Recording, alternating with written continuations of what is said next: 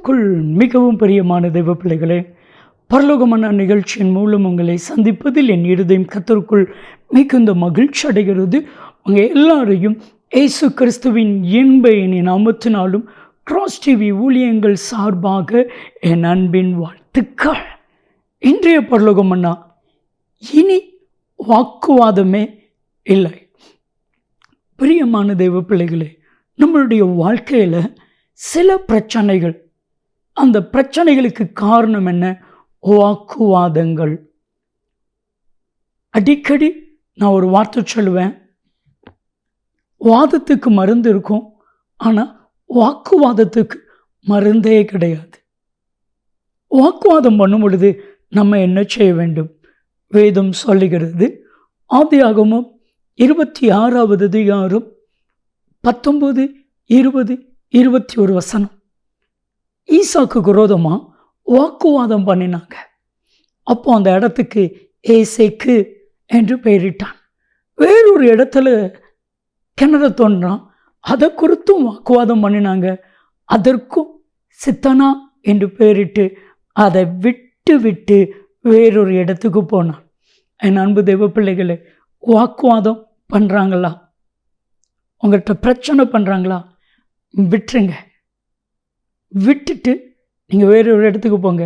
அதுதான் ஞானம், அதுதான் விவேகம், அதுதான் அறிவு, அதுதான் புத்தி, அதுதான் யுக்தி. அதை விட்டுருங்க. வாக்குவாதம் பண்ணிக்கிட்டே இருக்கிறாதீங்க, விட்டுருங்க. வேதம் சொல்லுகிறது, ஆதியாகமம் 26, 22, வேறொரு துறவை தோண்டினான், அதை குறித்து வாக்குவாதம் பண்ணலை. இனி வாக்குவாதம் இல்லை. பிரியமான தெய்வ பிள்ளைகளே, ஈசாக்கு விரோதமாக வாக்குவாதம் பண்ணினாங்க. அவன் விட்டு கொடுத்தான், அவன் விட்டுட்டான். அதற்கு அப்புறவு வாக்குவாதம் பண்ணினாங்களான்னா இல்லை, வாக்குவாதமே இல்லை. அதற்கு அப்புறவு ரகபத்தை கத்த தேசத்தில் பெருக பண்ணினான். இதுவரைக்கும் உங்கள் வாழ்க்கையில் இருக்கிற வாக்குவாதங்கள் எல்லாவற்றையும் கத்து மாற்றி உங்களை கத்த பெருக பண்ணுவா. நல்ல கவனிங்க. எப்பவுமே வாக்குவாதம் என்கிற புள்ளிக்கு இந்த பக்கம், வாக்குவாதம் என்கிற புள்ளிக்கு அந்த பக்கம். வாக்குவாதத்திற்கு அப்புறவு ஒரு பெரிய மேன்மையை கர்த்தர் உங்களுக்கு கட்டளையிடுவா. நீங்கள் ஆதியாகமம் 31வது அதிகாரத்தை நீங்கள் வாசித்து பாருங்க.